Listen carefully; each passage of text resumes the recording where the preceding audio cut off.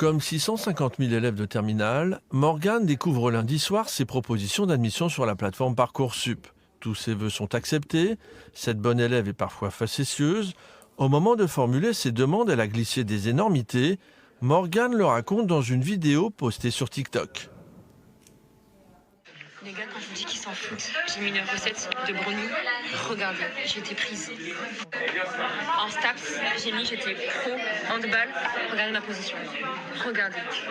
Avec une copine, quand j'ai fait mes vœux, je me dis, psychologie, en vrai, pourquoi pas essayer ?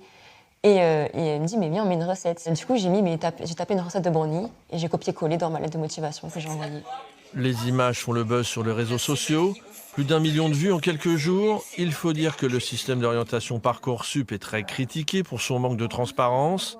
Incidemment, la lycéenne jette le discrédit sur le mode de sélection. On nous dit que la lettre de motivation, c'est important, que ça appuie le dossier.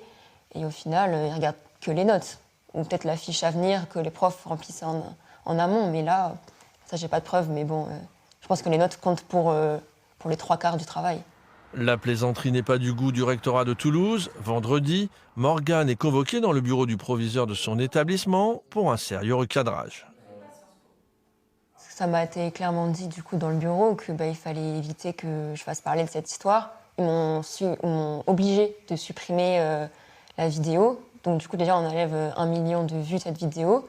Et en plus ils m'ont dit n'en parle pas aux médias, n'en parle pas aux médias. Et... Non, donc ma liberté d'expression elle a clairement été atteinte.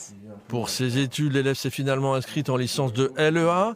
À quelques jours du bac, elle sait comment contrer le risque d'hypoglycémie lors des épreuves.